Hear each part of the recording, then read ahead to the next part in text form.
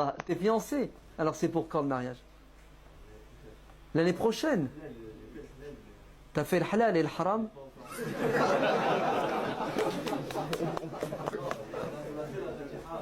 T'as fait la fatiha et l'ikhlas? Qul huwallah. Pas encore. Tu sais que ça veut rien dire tout ça, hein? Halal, fatiha. Ouais. En islam, le mariage c'est un contrat. Ouais, c'est un contrat. Ok? 2 plus 2 égale 4. Tu veux te marier avec moi? Oui. Combien tu veux? 3 Mercedes. J'accepte. T'assumes. Point final. C'est ça un mariage en islam.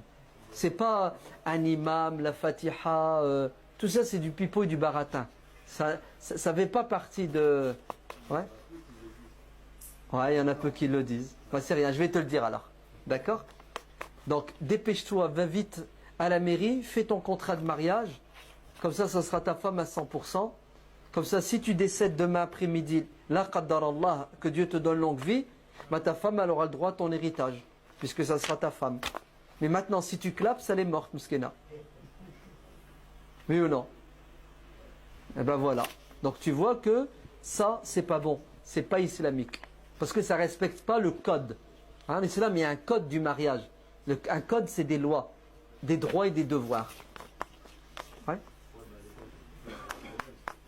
À l'époque du prophète, c'était comme ça. C'était comme ça. À l'époque, c'est rien. Écrit ou pas écrit, à l'époque du prophète, il ne savait pas écrire, il ne savait pas lire, en majorité. Ouais. Mais c'est pas parce qu'à l'époque du prophète, on n'écrivait pas qu'on ne doit pas écrire aujourd'hui. Ben, les témoins d'aujourd'hui, on met par écrit leurs témoignages et leurs signatures. Parce qu'aujourd'hui, il y a beaucoup d'arnaqueurs. Ouais. Il y a beaucoup de gens malhonnêtes. La preuve, il y en a qui font ce que tu as appelé la fatha. Il fait la fatha avec la meuf. On se mariera dans 1 an. Ok? Après 6 mois, il a trouvé mieux que la meuf, elle lui plaît plus. Il s'est pris la tête au téléphone avec elle. Ben, tu sais ce qu'il fait? Il fait quoi? Il divorce. Non, il divorce pas, il la tège. Eh oui.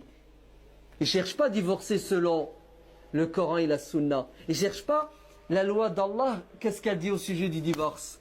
C'est comment il fait? Il tire son épingle du jeu. Il dit à la meuf, stop. Et il ne sait pas que c'est pas gratuit le divorce. Et qu'il y a un divorce bid'i, il y a un divorce qui passe. Les musulmans, malheureusement aujourd'hui, sont de mauvaise foi dès qu'il y a un litige et un problème. Ils aiment Dieu et le prophète quand ça les arrange. Quand ça les dérange, fini la religion. La preuve, il veut se marier, allô l'imam, tu veux faire la fatha? L'imam il dit pas non, il va bouffer, il va sauter avec un billet. Non mais c'est la vérité. C'est la réalité. Nos imams sont complices. Mais le mec, quand il veut divorcer, il n'appelle pas l'imam. Allô l'imam, je veux divorcer. Jamais. Là, pour le divorce, il a la solution. C'est quoi la solution? Si je fais tout pour m'en sortir, gagnant. Et je fais tout pour l'entasser. Vrai ou faux? C'est la réalité. Ouais, mais Allah, il est dans le ciel, il n'est pas sur terre. La foi, c'est de la bêtise quand on est dans le conflit. Elle n'existe plus.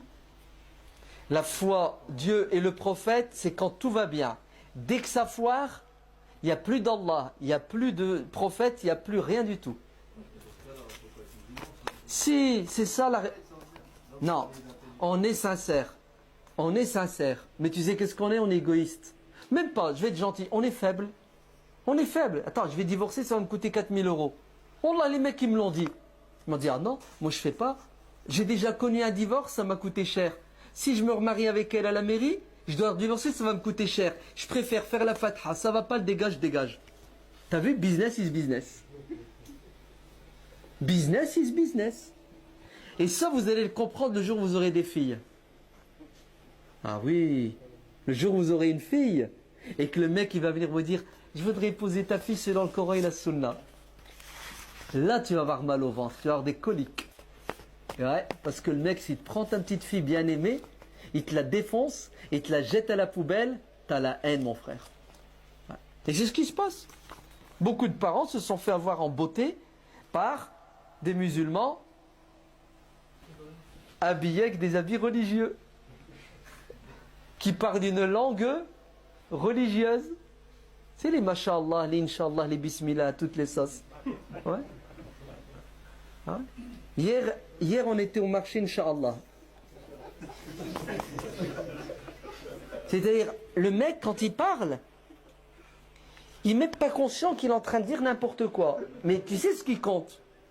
C'est, je glisse des pots de banane, ouais, des bismillah, des inshallah, des trucs. Et puis ça donne quoi? Ça donne, oh, hada, tu lui donnes le bon Dieu sans confession. Tu lui donnes ta fille, bismillah, khoda. Et il te la rend comment? Bismillah shaitan. Astaghfirullah. Parce que vous n'êtes pas au courant des conflits, vous n'êtes pas au courant des problèmes. Allah al-Adim. Nous on est au courant parce qu'on reçoit les coups de fil et on intervient. Allah al-Adim, faites attention.